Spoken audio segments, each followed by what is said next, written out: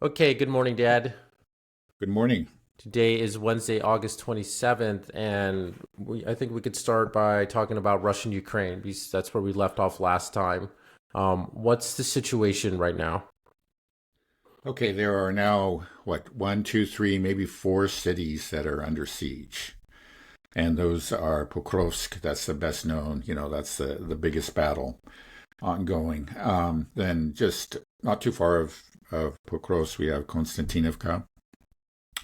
And then continuing north, there's a smaller town, but a very important one called Seversk.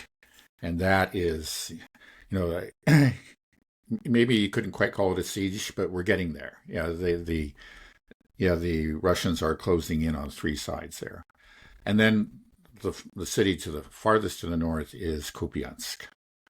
Um, and I think last time I was pointing out that whereas a year or really a year and a half ago, we had the Battle of Avdiivka. It came to an end about a year and a half ago, and that was the one. It was a very very important city, and it was a very hard fought battle. But in the end, the Ukrainian forces there collapsed, and many of the soldiers that should have been evacuated earlier, many were killed or captured, many surrendered, and the a certain fraction of them were able to flee across the fields. That's how that ended. And then not too long after that, there was the um, the Russian advances began to accelerate, and that's what we saw. They kind of accelerated from that point up to the fall, um, all the way to November, and then in the winter things slowed down for a while. Now, if you look just at like the amount of land that is being taken, in Russian advances, we don't see a real obvious acceleration this year. There is some, certainly from the winter, but we're still below the peak of last year. But I think we have to look at it. That's just looking at it quantitatively, and you have to look at it qualitatively.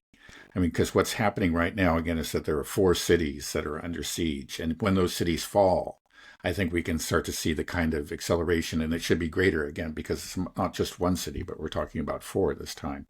And to give you an idea of the relative sizes, I believe Avdiivka had a population of about 28,000, in 2022, before the launch of the SMO. Kupiansk has about the same population. Konstantinovka has a population of something like 60,000. And if you look at Pokrovsk, actually, the larger urban area, including Minograd, which is really much, attached to it on the eastern side, altogether it's over 100,000. So we're looking at a lot more city that's, ready, four different ones, and they're all ready to fall. And, again, Seversk is quite a bit smaller, but it's important. It's kind of a fortress citadel, the same way that Ugledar was in the south. And after Ugledar fell, there was a real acceleration as the Russians were able to go both north and to the west of Ugledar.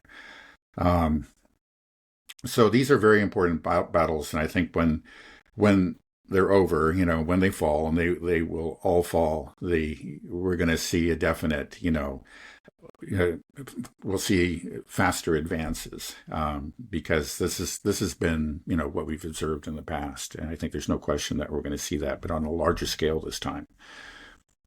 Do you think that when these five cities fall, that at that point we will see what we would effectively call a rout or a collapse at that point? Because we use these terms that like Ukraine is Yeah, on the brink of collapse, but right. it never does. It seems like it's Yeah, always there. So what do you expect after these right. five cities fall? Yeah. I there will definitely. I think there's no question about it that there's going to be an acceleration in the Russian advances. Again, that's what happened after Avdiivka and Ugledar. You take you remove these fortress cities, and it becomes much easier for the Russians to advance. So I think there's no question. As for a collapse, I'm very, I know I've been hearing that. I heard that up way back in 2022. So I'm just, it looks like the Russian lines are buckling, and I'm not the Russian, but the Ukrainian lines are buckling. Clearly it hasn't happened. But what we are seeing, again, there is, you know, just looking at it from year to year, going back in 2023, the the battle for Avdiivka began in the fall, following the failed 2023 summer offensive by Ukraine. And it was real slow going. And again, they broke through, and then there was this acceleration. They actually took a lot more land, much more land, in 2024 than they did in the previous year. And then, yeah, and again this year we see the same thing, but kind of multiplied by, let's say, 3. Seversk is kind of again the equivalent of Ugledar. So we are seeing an acceleration. You could say that the Ukrainian lines are starting to crumble. That's I know Mark Slobodka prefers to use that word, and I think that's probably a fair word. They clearly have become weaker, and so we're seeing these sudden penetrations on more points of the line. I mean, that's the thing. It's kind of like we get so fixated on Pokrovsk, say this is going kind of slow, but you forget this is the way these battles. It's actually going faster than similar battles in the past, and the thing is that there are 2 other battles that are going on, 3 others that are going on simultaneously. And that just didn't happen before. So that is, a notable acceleration of the Russian advances, which corresponds to, I think a clear weakening of the Ukrainian lines. So they are weakening. They are crumbling in places, more than in the past. It's not a stalemate. It's clearly, the Russians are continue to gain the advantage and to press their advantage home. But as to, when there's going to be a collapse, it's hard to say. Now, after some of these, it may be, I don't know, but it could be after really, I think the final cities, again, fortified cities, which you call them fortress cities, are Kramatorsk and Slavyansk, which are to the north of Konstantinovka. And that may be, that might be kind of that will be pretty much the end of the battle for Donbas. And Donbas, as we've discussed earlier, is really unique within Ukraine. It's much more industrial. It's much hillier. And so it really lends itself to defense. There are mines in these old Soviet factories that were often built to withstand nuclear blasts. They're kind of, they double as fortresses, and the Ukrainians have been using them as such. But that's, once Kramatorsk and Slavyansk fall, that's done. The rest of Ukraine is very different. And it's, it's steppe, it's flat, it's grassland. Or just, I don't know exactly what they grow in Ukraine, but it's just fields of whatever. And that's going to be, they can, the Ukrainians can go and dig trenches, but they don't have that kind of terrain that lends itself, to, again, defensive fortifications. Digging a trench in the middle of a field will do something for you, but it doesn't do a whole lot. Holding up in an old Soviet factory or in a mine or whatever, that gives you that gives you quite an advantage over the advancing forces, or it gives you a pre-made fortified position that's going to hold out even against fab bombs. But they're not going to have that anymore. So I think there's no question that the advances will speed up, and they should speed up before, at least on some parts of the line. It depends on how the Russians decide to do it, but you would think before Slavyansk and Kramatorsk fall, because, for example, when Pokrovsk falls, to the west of Pokrovsk, it's pretty much the steppe, and they could start pushing, but they're actually in that kind of country farther south. If you remember, there was. And they have already entered into the Dnipropetrovsk oblast, and they have advanced there, but they haven't really pushed very hard, and that just may be a strategic decision. It's just that, okay, yeah, they could go marching towards the Dnieper there, because again, they're out of the Donbas, but it seems like they've chosen not to really put their resources there. They're focusing on these different cities that they have under siege. But at some point they're already out of Donbas, to the south of Pokrovsk. And after the Pokrovsk falls, they will be, as they continue marching west, they will be out of Donbas too. and even before Kramatorsk and Sloviansk fall. So we may see an acceleration. Again, it just kind of depends on where the Russians decide to focus their resources. Right.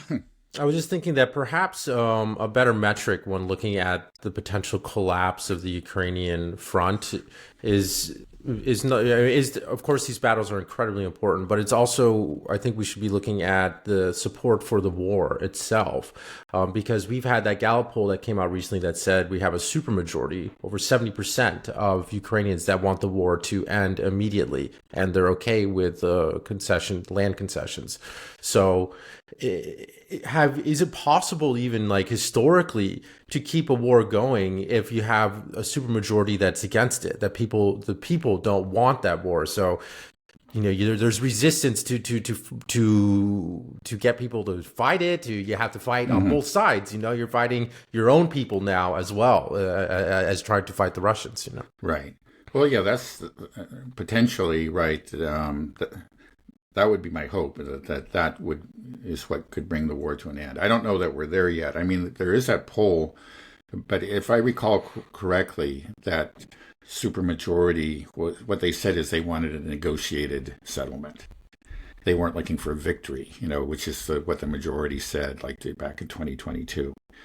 Now, but exactly what that means, like what would they be willing to give up the 4 oblasts, for example? But we don't know if we're there yet. It wasn't that specific.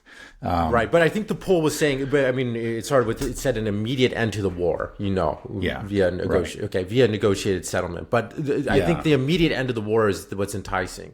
I think the fact of the matter is that the war is unpopular now within Ukraine. There's only, like you said, 20% that want to fight until victory, whatever that means. So the majority don't want this war to end. So I just feel like that in itself, if you have a population that's not willing to fight historically, then you're done, right? I mean, right. You would think so.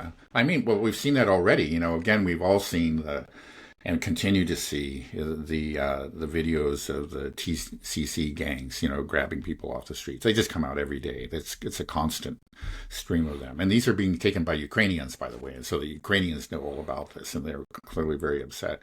That shows that these are people who don't want to fight. First of all, the reason that the press gangs are out on the streets is they're not getting enough people. Not enough people are showing up at the office and doing what they're supposed to do. That already shows that there's a lack of willingness. And then you can see, that they fight back when they try to grab. They do not want to go there.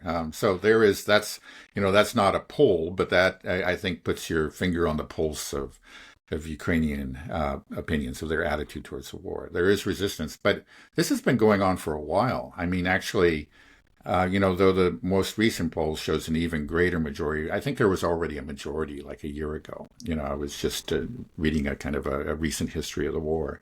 You go back more than a year ago, already most Ukrainians wanted a negotiated settlement, yet it has continued. And it just,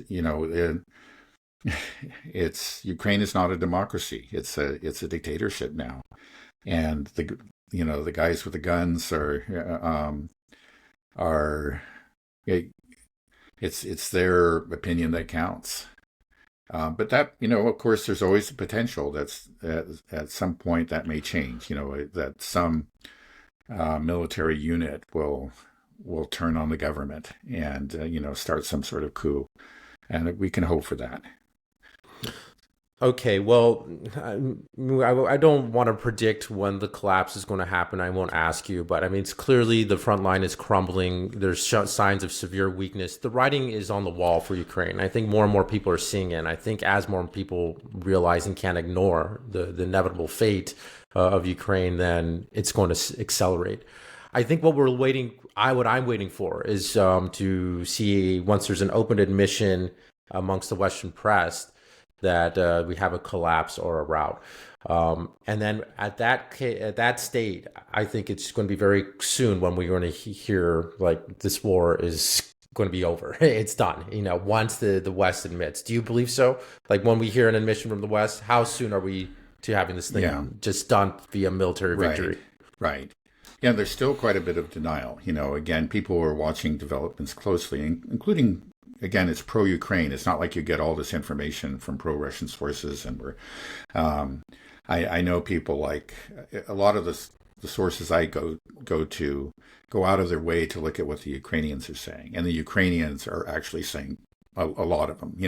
Not all of them. There are ones who just insist that the outlook is rosy, but most of them are very gloomy, and they're admitting that, yeah, it's looking very, very bad for the Ukrainian forces.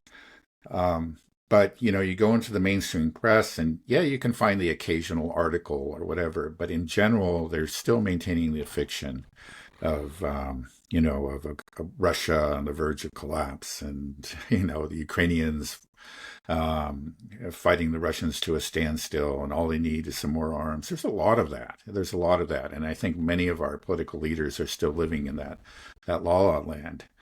Now, it may only change, because the thing is that no matter, I've described what's going on, and I think you look at it, in a very detailed way, you can see that the Russian gains in the last month or so have been very considerable, because of the kind of, where these battles are taking place. But I don't think any of these politicians, really look at things carefully like that. They see a picture of the map, and it looks pretty much the same to them. And then you'll get this report from, I think it was the Institute for the Study of War, that, it'll take another 4 years and 2 million deaths for the Russians to take all 4 oblasts. And so, the 4 years, that's probably true, again, if you're just looking at the current state of advance. But that's just assuming that it's going to be linear, and that, like once they punch through the fortifications, and as Russia continues, that there will never be any kind of collapse. But again, we've talked about that. You could make the same kind of argument in World War I back in 1917. Say this is going to take 100 years, at the current rate, or maybe 2 centuries. But of course, it didn't end that way. That's not the way a war of attrition ends. It doesn't just, continue to move slowly. At some point, there is a real breakthrough. But that's the way they look at it. It's just like, basically the Ukrainians are holding the lines. The Russians are suffering incredible casualties, and they just need to hold in, and eventually there will be like a revolution in Russia. Now, you get this talk. I mean, it's nutty, but that's what they've deluded themselves with. The Western leaders have. I think it's only when the Russians actually start to make dramatic gains on the map that there will be awareness that, it's all over. I think there's, that awareness exists, but it's like on the fringes, and, but it hasn't penetrated the thick skulls of people like Keir Starmer yeah, go ahead. Well, once it has penetrated their thick skulls, then what happens? Well, if there's just this, they can't ignore the reality on the ground. Ukraine is done, and now what? Is it just what are they so afraid of? Is it just that they're going to be incredibly embarrassed, and they lied to their people, and the institutions that they represent have lost credibility? Yeah, is that it? I mean, is there some real consequences going to be for the people of Europe? Yeah, well, I think that's true. I mean, it would be, they have staked their reputations on that. I think all of them have decided to, like, early on, that they were going to be little Churchills, and they would stand bravely against the aggressor, and that it would be as long as it takes, and they would give brave speeches, and they continue to do that. At some point, it's going to be patently absurd, and I don't know. It's hard to say. These people have. They drank the Kool-Aid, and how are they going to wake up from it? Will they actually wake up from it? They've had demonstrated such a weak grip on reality so far. Will they suddenly wake up to reality, or is it just going to take this delusion, going to take a new form? That's the big question that's in my mind. Like, at that point, do they give up and accept the reality? Or is it at that point where they do something really desperate? because they can't give up on their delusion again of Western superiority and Russian weakness. That's what they believe in so firmly. It's just something that's really, really important. It seems to me to think for them to believe that Russia is terribly weak and the West is much stronger, and that that's the way things are supposed to be. And if things aren't playing out right in the battlefield, that's because we lack the will. They don't seem to understand the limitations of their own arsenal, their own. Will at that point, will they actually then directly intervene? But we've talked about that before. It's just like, do they really have anybody to send? I mean, it's just like the British Army said, basically, we can't even do this mission that Starmer is talking about. We just don't even have the guys to do this very limited so-called peacekeeping mission. And things are really the same for the other powers as well. So, but will they still try? And will the Americans, again, Trump's talking about walking away, but he's also talking about, the administration is anyway, well, and he too has, said it actually, about providing, air cover, again, enforcing basically a no-fly zone. Now, this is supposed to be after a ceasefire. But the Russians have just said, no way, you're not going to. But then we have, when things really collapse, again, Trump is clearly trying to extricate himself to some extent from this war and put some distance between himself and it, some distance, but the Americans are still very, very actively involved. But if it just becomes apparent to all, again, it's the moment when the Russians really start marching fast. And I kind of, maybe I'll talk a little about how that might happen. Will Trump himself panic? It's just like, they'll begin saying, he's just like Joe Biden. This is even worse. Joe Biden was, because he was weak, he lost Afghanistan. Now, Trump's going to lose Ukraine. And I think that's something that would be very, very hard for him to deal with. And he might do something reckless. The Americans, might try to impose a no-fly zone. I don't think so, but I wouldn't. It's not entirely impossible. I mean, are we even capable of having a no-fly zone? I mean, won't just Russia just blow up anything that is? Yeah. Well, that's the thing. It's actually, again, it's just like people, again, these political leaders seem to think that it's like you just announce a no-fly zone and the Russians stop flying there. And you get opinion articles like this, like, the Russians wouldn't dare, we just actually challenge our no-fly zone. But what if they do?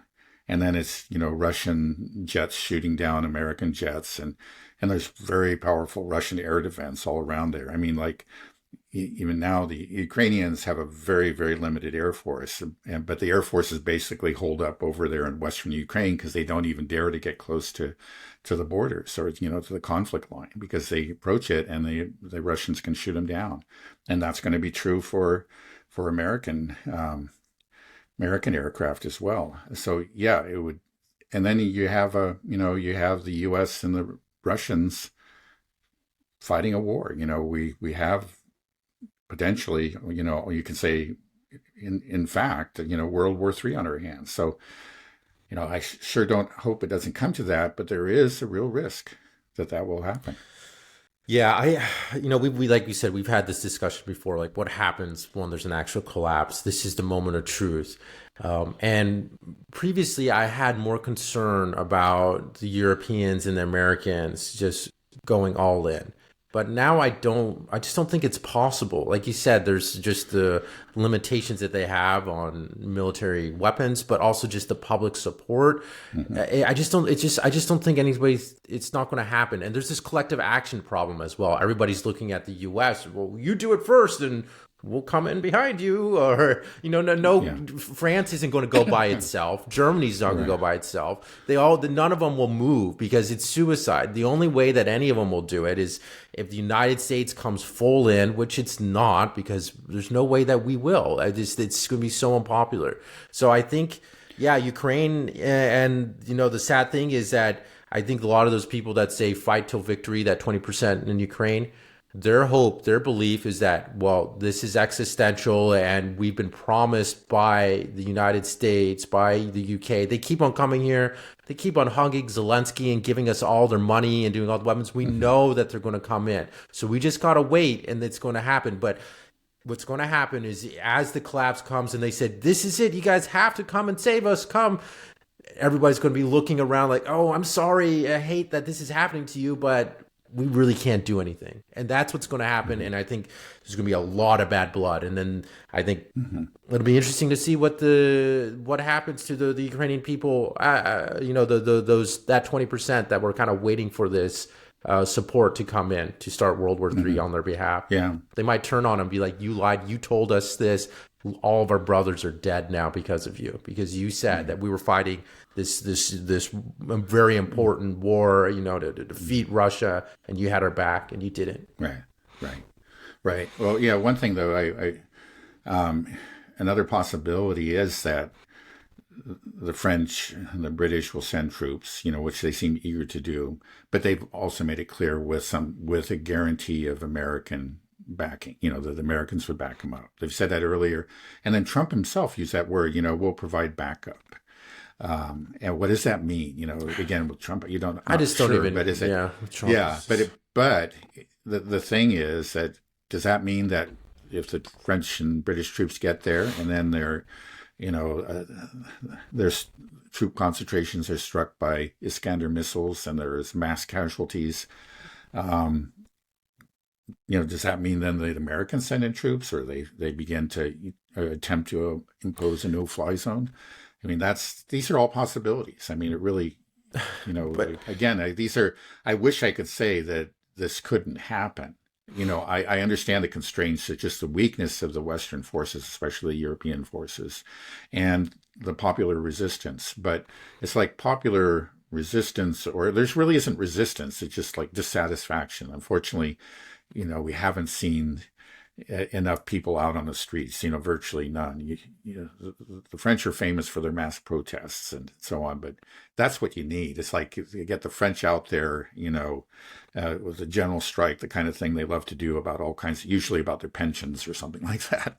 But maybe if you get them doing it about, about sending troops to Ukraine, then maybe that would really put the brakes on their government. I mean, that's the sort of thing that you need to see over there. Yeah, I just don't even think, if that was floated, they're saying, all right, okay, French army, time to gear up. We're headed over to Ukraine. I think there will be mass protests on the street. I just don't think that it's going to happen. I think there's got to be some realization within the military as well that this is not a war that we can win. Just if you're looking at it logistically, like we don't have the munitions to even fund this war. We see what's happened to Ukrainians. I think they do know that the casualty ratio in Ukraine is massive. And it's just hard to deny. It's like nobody wants to go there. There's a reason that they have to pull people off the street, and throw them in a van. It's because everybody knows you're just going to get blown up because Russia just has an overwhelming advantage. It has air dominance in the area. It has 10 times the amount of artillery shells. It has drone domination. It's just, you don't want to be in that, man. It's just like, and I think they know that. I mean, nobody wants to go to this front. Nobody wants. Well, I think again, usually the realists in the government, when it comes to military matters, are actually found within the respective militaries, and we did have that statement actually from, like the British military when Starmer was talking, of sending troops there, and there was actually a leak from the British military to the press, essentially that this is all theater. We can't even do this, this mission that he's talking about. He says, our forces are so limited in such a deplorable condition. And again, it's really not much better in France or any of the other countries. Right. I was just thinking, there are U.S. generals and NATO generals in Germany that are directing this war, and alongside Syrskyi and others in the Ukrainian army. But these generals that are in Germany that are doing this, do they not have any conscience? They just don't care that as a person that's directing troops, maybe it's because they feel like they're not American troops, that it doesn't matter if they die, that we can just send these people to their death again and again and again, and they don't have any remorse. And if you're a general, your duty is, also to protect your men. And if there's a war that cannot be won, you need to speak out. And this isn't even supposed to be your war. Like, I just feel like you're such a horrible person if you're here directing another country's people to their death, and you've just been doing this for years. Oh, well, we'll just send more. Oh, we're running out of men. Bring in the 60-year-olds. Oh, lower it down. Let's start bringing kids in. We'll kill them all. Well, maybe we can bring women in. It's like, who are you? You're a sociopath. Yeah. Right. Yeah. Well, we've had those kind of statements from Western leaders.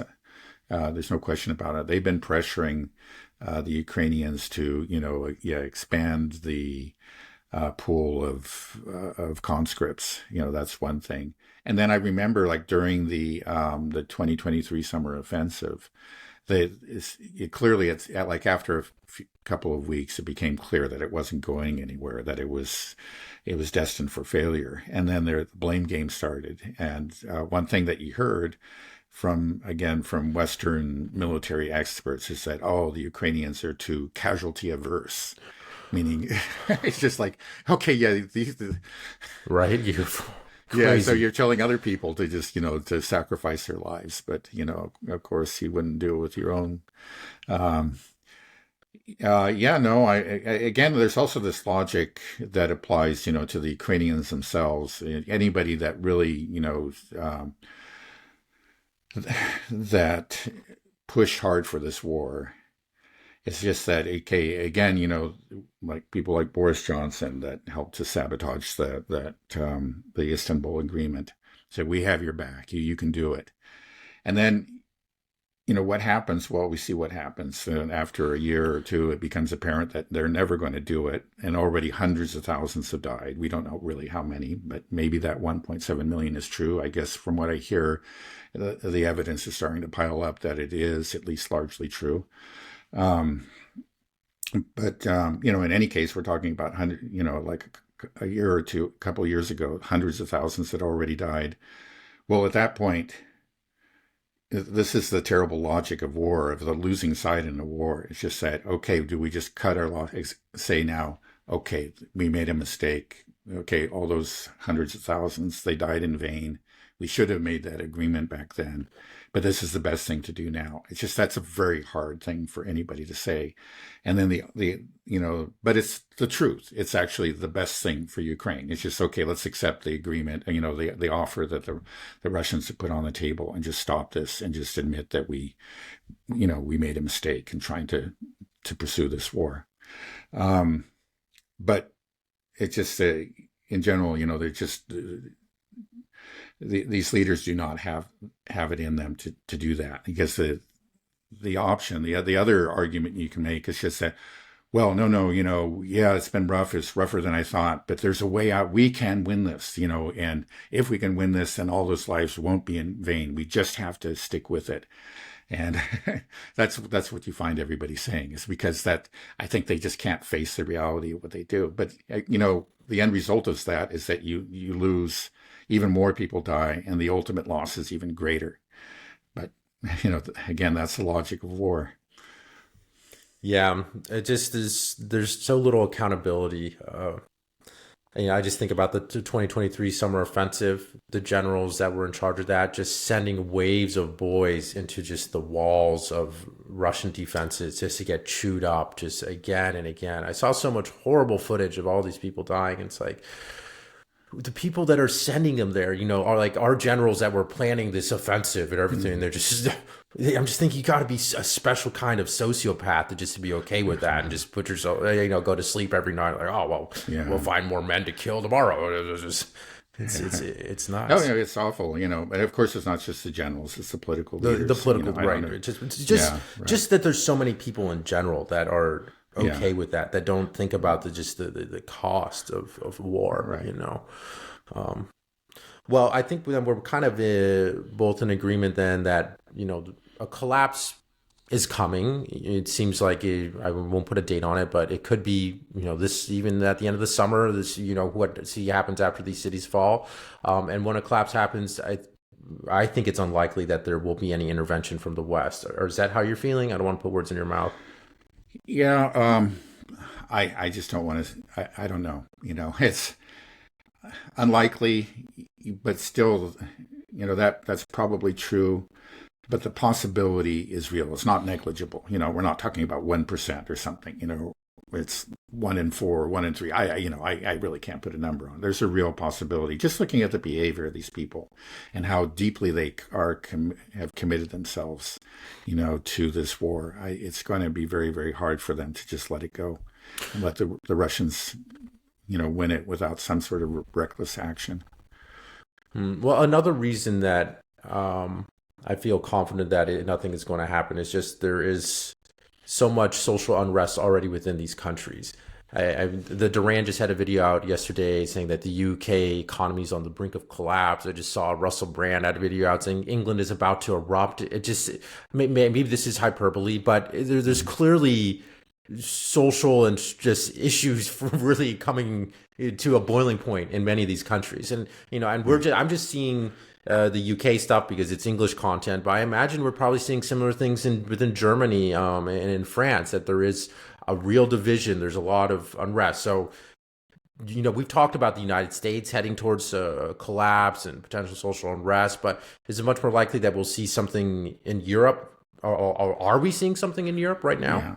Well, yeah. I mean, the European economies are in more trouble than the U.S. economies. They're already, I believe, Germany's already in recession, and yeah, whereas in many ways the American economy has benefited from this war, because gas supplies were cut off, Russian gas supplies have been cut off almost entirely to Europe. Well, much of that has been replaced by liquefied natural gas, from the U.S., which is much more expensive. It's 3 or 4 times more expensive than the Russian gas they were getting earlier.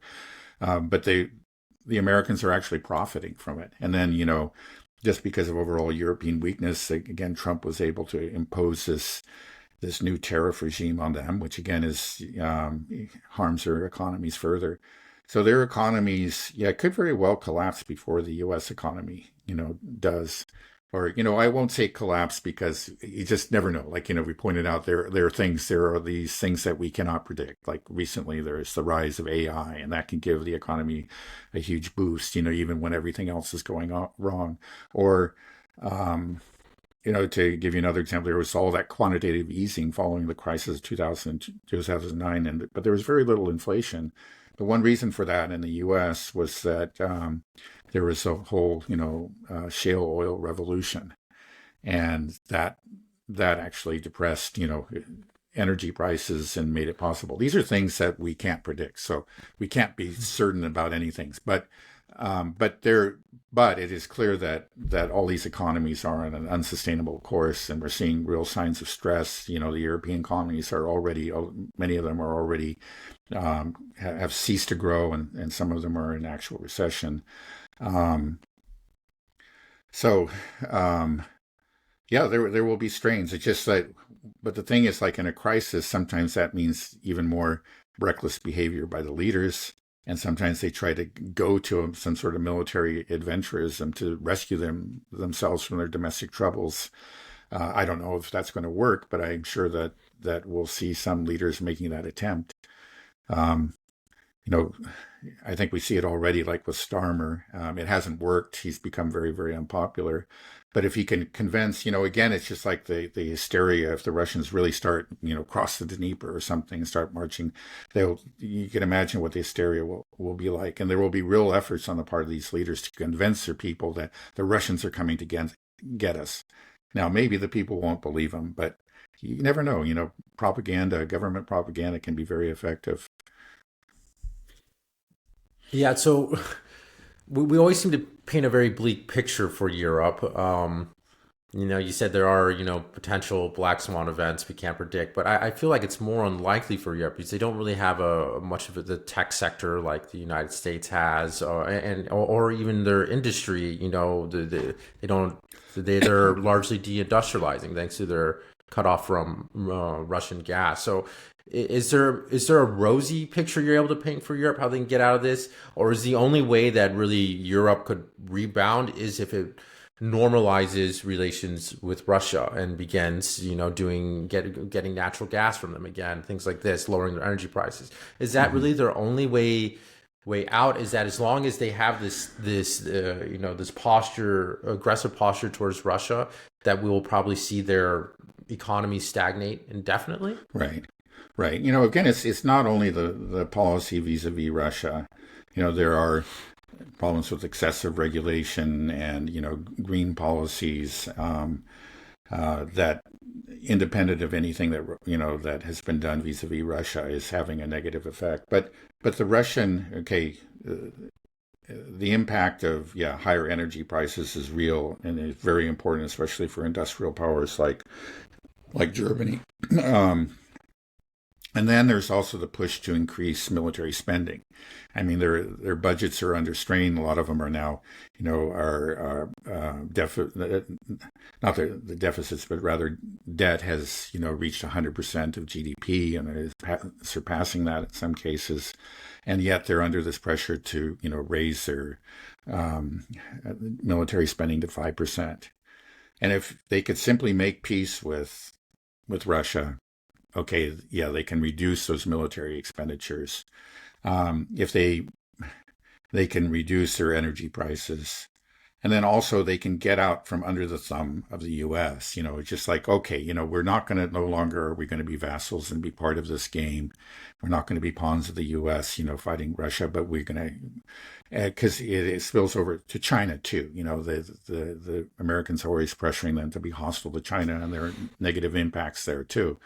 It would, I think if they could, really reorient themselves geopolitically, there's no question about it. There are other things they need to do, purely domestic matters, but that would certainly help their economies. And I think it's necessary, it's part of what they need to do to put themselves on a healthy economic footing. So you think that we will see all these Western economies, for the most part, just stay stagnant and decline until essentially they agree to be part of the multipolar world, agree to leave the U.S. bloc, the international rules-based order, as they call it, right? Right. Yeah. No, I think it's really hurt them. I mean, again, it just. So we have. Yeah. We have a couple countries that are in Europe that are kind of flirting with that, right? I mean, we have Hungary and Slovakia. They're not part of BRICS, but they seem to be, moving towards that direction. Is it possible that these countries can join BRICS? And is the way forward really is that when one of these countries sort of breaks from the flock and says, like, look, we're not part of this mess anymore. Mm-hmm. We are part of the whole world, not just whatever the U.S. says. And then they see that country begin to prosper and do well, and then we'll see the kind of the dominoes fall. Like everyone's like, okay, well, I guess we have to accept reality. Right. Well, I mean, the problem is that as long as they're part of NATO and they're part of the EU, again, there are just all kinds of ways to pressure them. I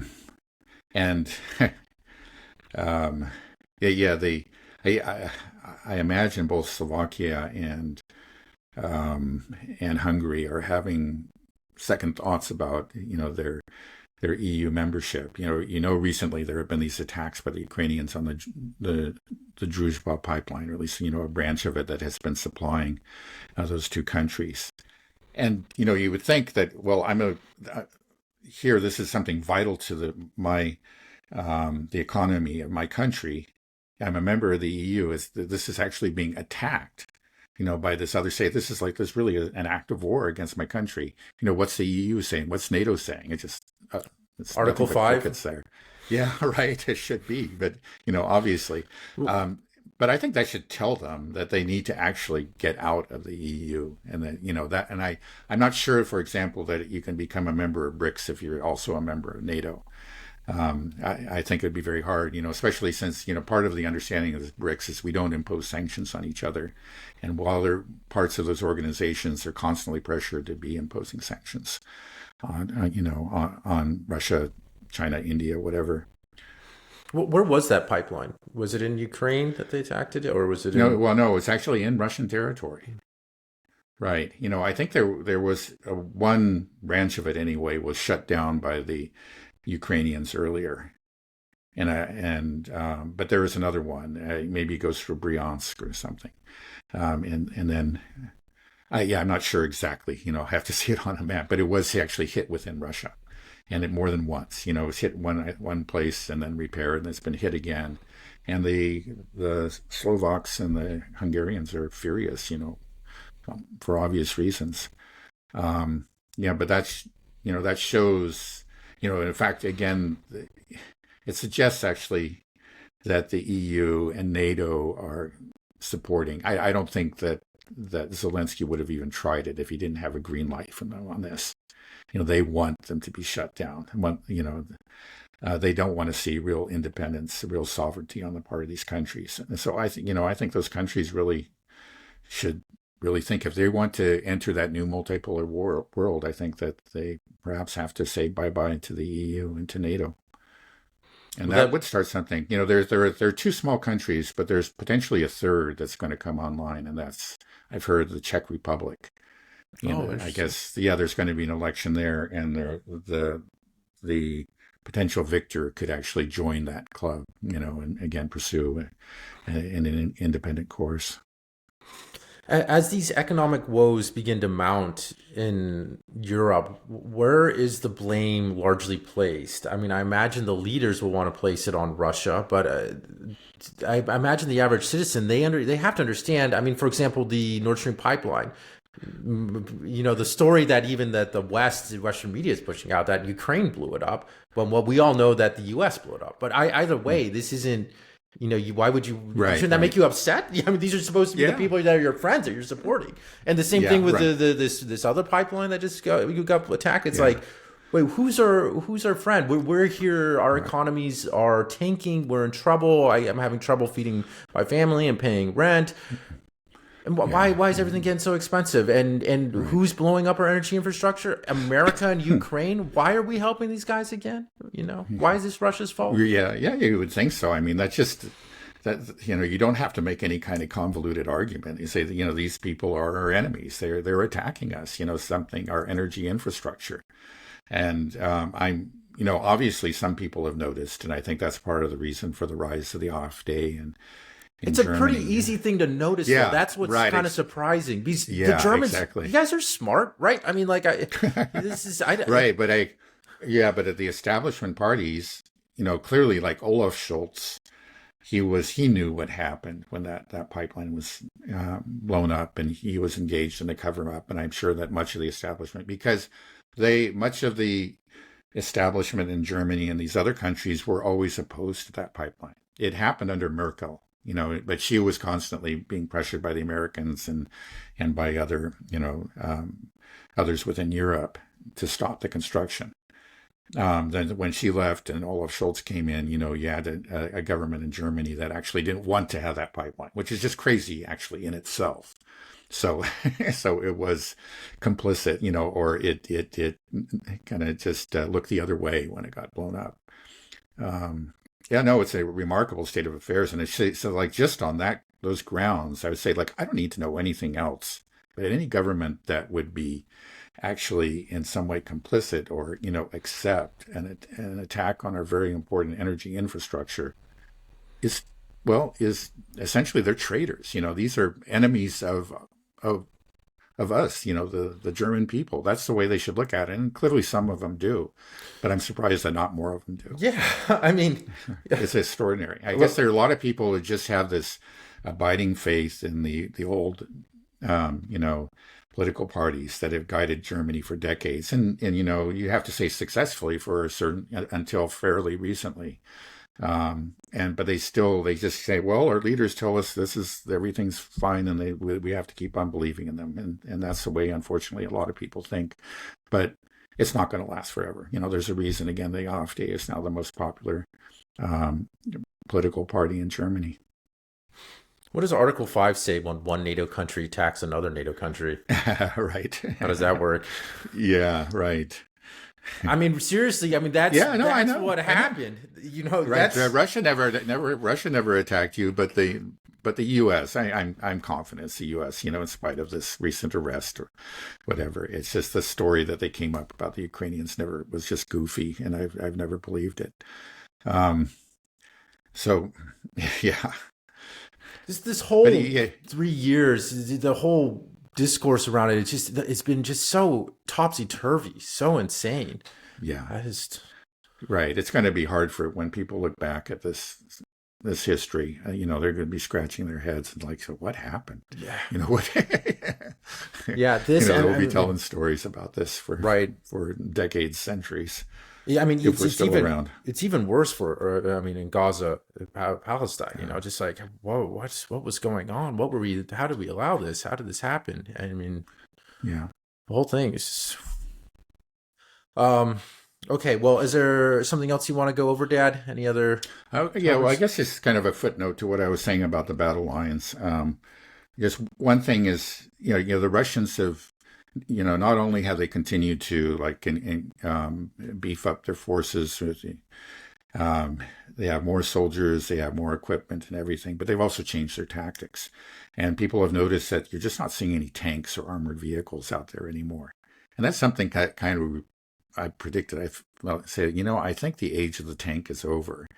I think it's coming to, maybe it still has a role, but it seems like, the Russians have agreed that under the current circumstances, they have a lot of tanks and they're still making them, but they actually don't help at the front lines anymore. So they're mounting these attacks, on foot and on electric motorbikes and on dune buggies apparently, and finding that to be much more effective. It's like Mad Max. Yeah. So there's been this change in tactics. Now, again, on the Ukrainian side, it's just like the only thing that's really slowing, I think, the Russians down is their use of drones. Because of the drones, you still have to be careful. You can't, and that means that the Russians continue to proceed cautiously. Now, the Russians, it also seems clear, especially over the last few weeks, have really have moved ahead in drones and have a clear advantage. If you go back a year ago or so, it was maybe fairly equal in drones. There was both sides. That was one area where Ukraine was unusually strong. And at the start of the war, the Ukrainians clearly had an advantage, but that has changed. But still, the Ukrainians have enough drones where the Russians need to be cautious. Now, the thing is, my understanding is that if the Russians break through in a big way, they can actually pretty much neutralize the effect of drones. It's just that, because the drones have to, the operators have to set up in these different places, and it's not something like, just one guy with a drone can launch it. You have a kind of a system, you have a network, and you have, operators in hidden places. But if you can get past the operators, quickly, then it's really different. You can actually break through the drone barrier, and that's maybe when we see potentially a very rapid advance, and maybe that's when the tanks will reappear. We don't know. We'll see. So anyway, I thought that was just an interesting footnote that would add to this. But I mean, could they potentially have these other drone barriers that they don't know about behind the line? So it's like, okay, they pass these operators and then they fall back to the next sort of setup base. I mean, I don't know what this base looks like, but I imagine it's just a lot of really good Wi-Fi and a lot of computer screens and a lot of controllers. And so they just have these. Well, potentially, yeah. I don't know. I've just heard the suggestion. And but maybe the Ukrainians are preparing for that, and they've got their backup drone facilities or something. That's a possibility. We'll find out. Yeah, I have no idea. I imagine though, transporting weaponry across Ukraine is dangerous and difficult. So I imagine that a lot of the production is done in small batches, hidden. From my understanding, a lot of it is kind of like in the garages closer to the front. So if you go through fast, there's a good chance that you're not going to have those production facilities there. At least that's what I think. Okay, well, we'll continue to monitor it. It's I don't want to make any predictions on when it's going to come to an end, but I really hope that this will end soon. But Yeah. Part of my thinking is that the United States is trying to pull out as quickly as possible and is okay with letting it end and won't commit further to Ukraine is because I think we are getting ready to, we're going to work on Iran. I think that's the plan. Do you feel that way? Well, that's a potential. Yeah, obviously, Middle East wars are in well, that the Middle East war in general. Israel's wars with many different groups and nations um, is competing. They're drawing on in many cases the same resources, especially the air defense interceptors.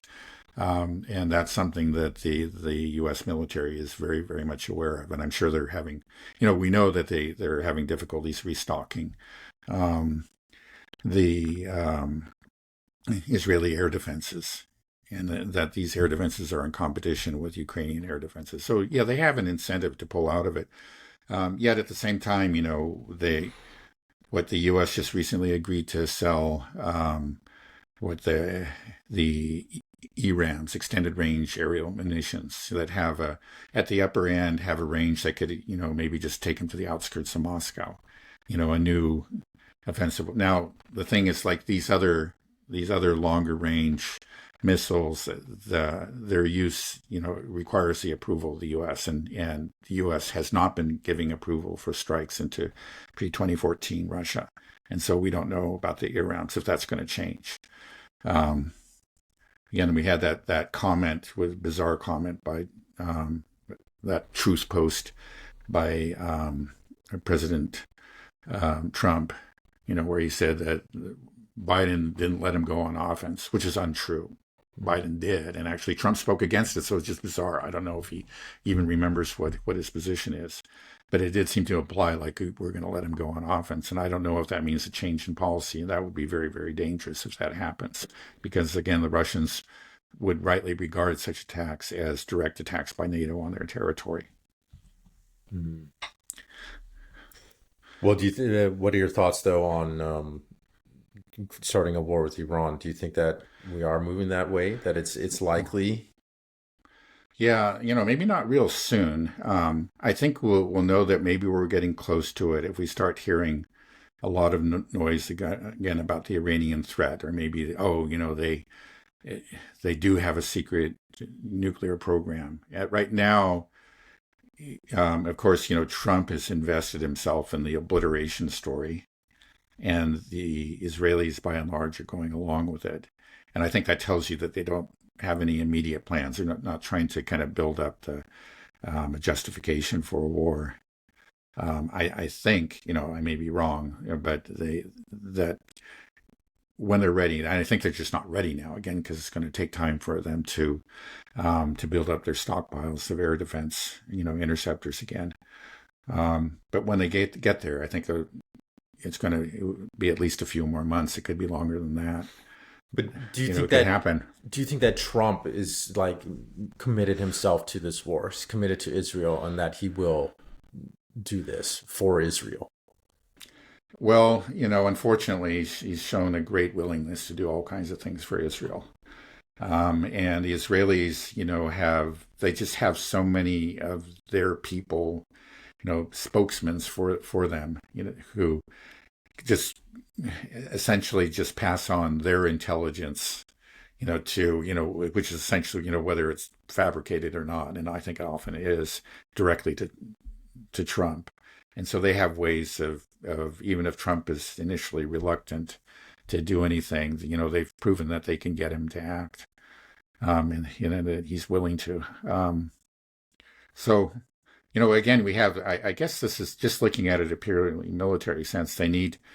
The Israelis need to build up their defenses, but at the same time, the Iranians are not staying still. I don't know exactly what they're doing. Apparently there have been a lot of intensive talks between Russia and Iran. I don't know about between Iran and China. I'm not sure, but I'm sure they're not staying still. And there was a report that came out of Russia, according to Alexander Mercouris, that the Russians were already training Iranians on their S-400 system. and I think a more advanced S-300 systems.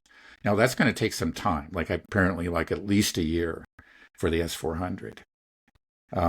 But maybe the Israelis need a year, so this is something that the Israelis are looking at. It's just that they have to build up their own defenses, but they don't want to wait so long that the Iranians have strengthened their position, even more.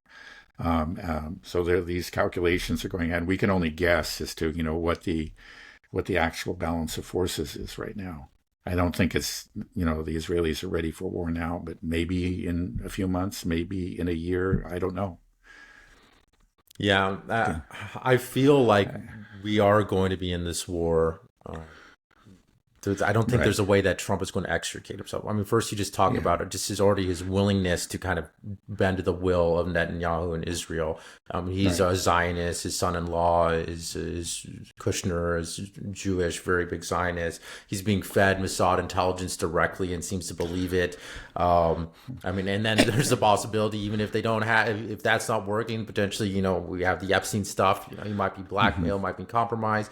But then I think something that I think he's done in his mind that scares me the most is the God complex thing. I don't know if you saw this clip from Max Blumenthal on X.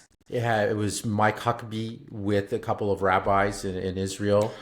And it's crazy. Mike Huckabee's talking to them about anti-Semitism, and he says, my theory on anti-Semitism is that people are only anti-Semitic because they're against God. And the rabbi's like, yes, because we're the chosen people. And it's like, that's right, because you are the chosen people. Someone is angry at God, he'll be angry at the people who represent him. It was just such a pathetic thing. It was just him. You're the ambassador. You're representing the United States, and here he's just deferring to these rabbis. Like, you are the chosen people. You are in a chosen place in the chosen land, and we're here to serve you.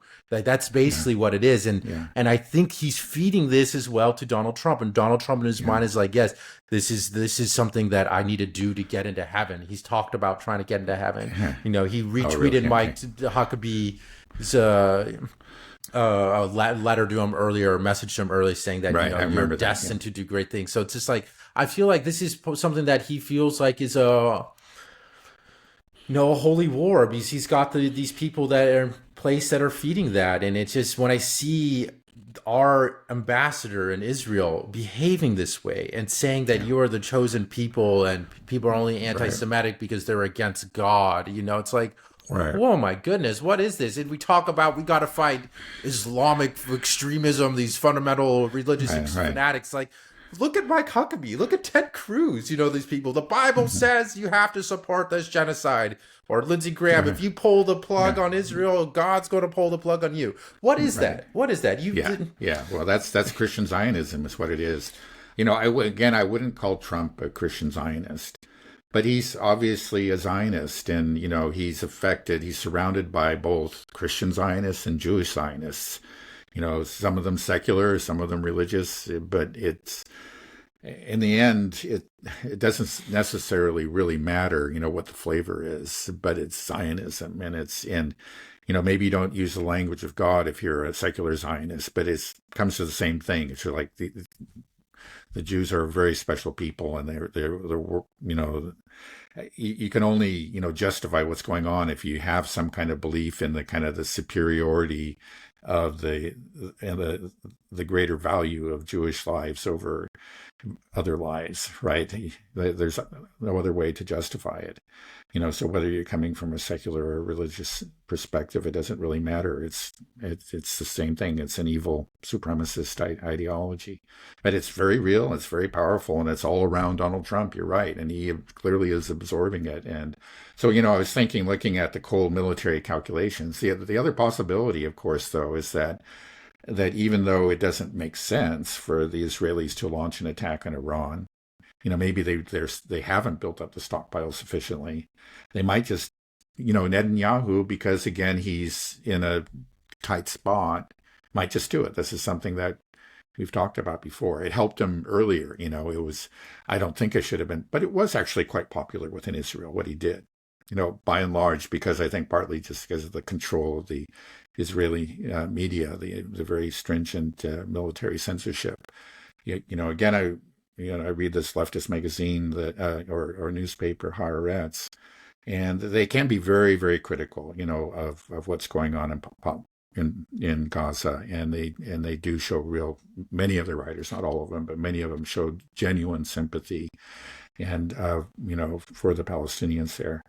But with almost no exceptions, they were all on board and kind of tended to applaud Netanyahu for his attack on Iran. I think they had been convinced that Iran was this great enemy, and they just anything that you could do against Iran was right and justified, and it was a great victory for Netanyahu in spite of the damage that they suffered. So it just, again, he benefited from that attack, and if he finds himself, like, if his coalition is about to break up, he's going to be thrown out of office, which could mean jail for him.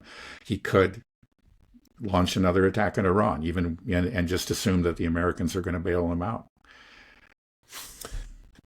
If Israel does this and then Trump comes in and says, all right, now we're going to save Israel and commits our troops and goes to war, is it more difficult to impeach a president that has started that process? Like, can we end it? Like, we as a people, that if we're all against this and nobody wants this war, you didn't go through Congress, we just bomb people. Is that something that could get him out of office? It should. Unfortunately, it seems like presidents are never impeached or threatened with impeach over, acts of war. And of course, the Constitution has become a dead letter in that regard. It's supposed to be, of course, Congress that declares war, but that just has ceased to have any meaning, ever since really World War II. So you think that that Trump could get the United States into this war, even though there is no support amongst the people, that he could just start this? Well, he we know what he did last time. It's hard to say. Again, it's like the Israelis would go in first, I would think.